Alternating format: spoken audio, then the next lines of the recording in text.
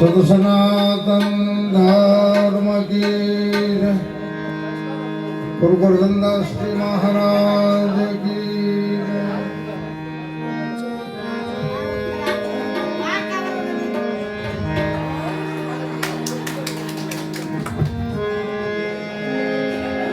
ગુરુના ગુણ ને સુવર્ણવું મુખેથી કહું તો તેનું માપ નો આવે.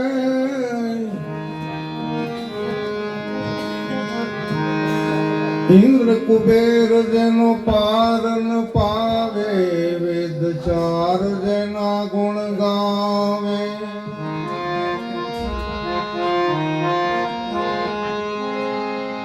અગમ ઘરમાં આપે રમી રહ્યા, બેહદ બાર ની વાત લાવે.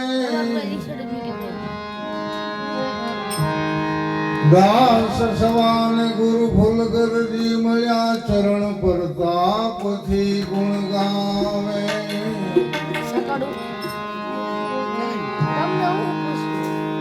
નુરત સુરત નો કરી નિવેડો, માંગો મનની ભ્રાંત.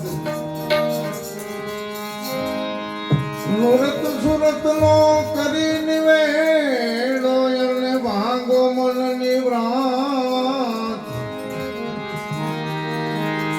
દાસ નટુરામ ને ગુરુ ગોરધનદાસ મળ્યા, સદાય વર્ષે અહીંયા સુમા.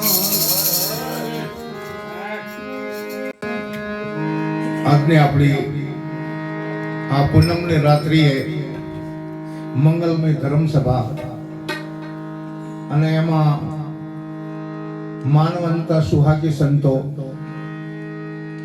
જતે અને સતી આજે બિરાજમાન છે.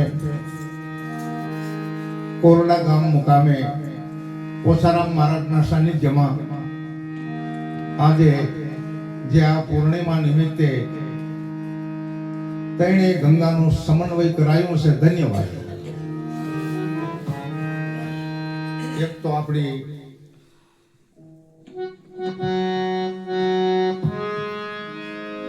આ ભાગીરથ ગંગા કે જે ભોજન સમારંભ અને ભજન સત્સંગ એને પણ ગંગા કહેવાય.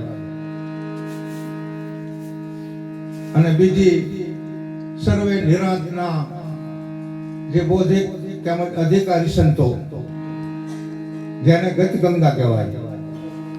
ત્રીજી સર્વે સંતોના મુખમાંથી આપણે આજે જ્ઞાન ગંગા સાંભળવાની છે. એ ત્રીજી જ્ઞાન ગંગા, ગત ગંગા અને ભાગીરથ ગંગાનો સમન્વય કોરડા મુકામે પોસારામ મહારાજના સાનિધ્યની અંદર આપણે બધે સર્વે એકત્ર થયા છે. હરસ પરસ દર્શનનો લાભ છે. પણ સત્સંગ ધારા એ જ ભજન ધારા. મારા વાલા, આરતી પછી જે રજૂઆત કરી રહ્યો છું અને એ સત્સંગની ધારાને જાળવી રાખજો. ચાહે ભલે કોઈ ભજન ગાય, પણ ભજનની ધારાને જાળવી રાખજો એવી મારી નમ્ર વિનંતી છે.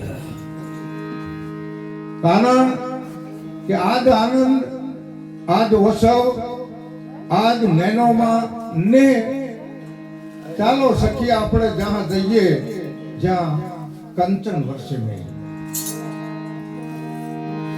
કારણ કે આજે આપણે પૂનમના નિમિત્તે રાત્રિએ આપણે ક્યાં અત્યારે બિરાજમાન છે? આપણે અત્યારે હાલમાં જો આપણામાં સમજણ હોય તો સદગુરુના દેશમાં બેઠા છે. અને સદગુરુના દેશમાં આપણે શું લેવાનું હોય? આમ જો હીરાની હાટડીઓ નાખીને બેઠેલા છે બધા દેખાતા હોય તો હા, આપણે તો હીરા વારવાના છે. હીરા એટલે આ સંતોના મુખમાંથી નીકળતા જે શબ્દો છે એ એક જ શબ્દ જો હૃદયની અંદર ઉતરી જશે, પણ હૃદયને શુદ્ધ કર્યું હશે તો ઉતરશે, નહીતર કાન હોરા નીકળી જાય. કારણ કે જે આપણા 21,600 શ્વાસા ચાલે છે રાજદીના, એ સદગુરુના અગમ દેશમાંથી શબ્દને ખેંચી અને આપણી નાભી કમળમાં પહોંચાડે છે, અને નાભી કમળમાં પહોંચાડી બંકડાલની બજારે થઈ આપણા મગજમાં તરવેણીની અંદર આવે છે, અને તરવેણીથી આવી અને આ ઉત્તર મુખથી એટલે આપણી જીભેથી શબ્દ બહાર પડે છે. ક્યાંથી આવે છે શબ્દ? ક્યાં સમાય છે શબ્દ? સમાય છે આકાશમાં. આકાશ કોઈ દી શબ્દને છોડતું નથી. તો આપણે આકાશમાં શબ્દનો ઢગલો જોઈ શકતા નથી. હીરાનો ઢગલો જોવામાં આવે, પરંતુ જે કોઈ સંતોના મુખમાંથી નીકળતી જ્ઞાન ધારાના જે શબ્દો છે, એને આપણે એક શબ્દ જો હૃદયની અંદર ઉતરી જશે ને તો આપણો બેડો પાર થઈ જશે.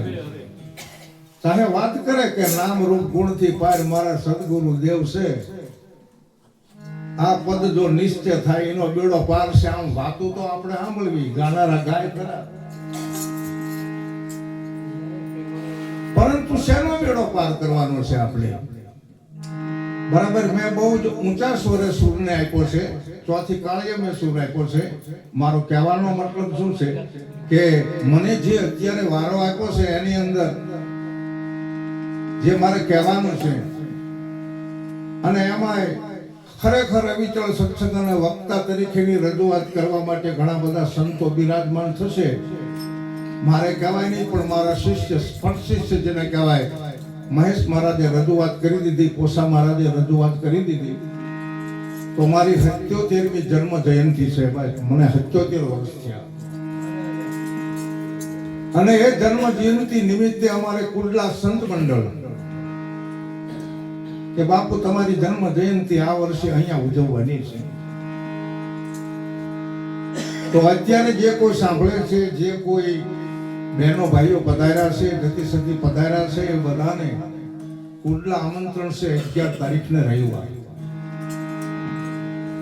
પરંતુ અત્યારે જે મારી સત્સંગની ધારા ચાલે છે કે શબ્દ આવે છે અગમથી તો આવે વાણી, આમાં પુસ્તક પોથા ભરે પાણી, પ્રકાશ ઉભી વાટે રે જેની સુરતા લહેરી લેશે. આપણી સુરતાને ઓળખો તો શબ્દને ઓળખાશે. આપણામાં પારક પદ છે. આપણે દરેક મૂર્તિઓને મંદિરમાં ઓળખવી છે, પણ મૂર્તિ આપણને ઓળખે નહીં કે ઓળખે આપણને ઓળખશે હું જરૂર, પણ આપણે જો આપણને ઓળખશું ને તો આપણે કોણ છે એની ઓળખાણ તો છે ને. હું નટુ મહારાજ છું, આમાં ક્યાં છું? મને મારો પરિચય જોઈએ. જીવણ સાહેબ ને એ જ ગુરુએ કીધું હતું કે તારે 17 ગુરુ છે પણ તું જીવનને ઓળખેશ.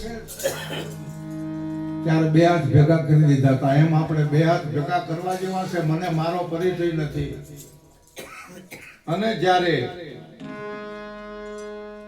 આપણને આપણો પરિચય થાય અને આપણે દરેક મહામૂર્તિઓને કે માતાજીની મૂર્તિઓને ઓળખતા હશું, તો એ માતાજીની મૂર્તિ અને ઠાકરની મૂર્તિ આપણને જરૂર ઓળખશે.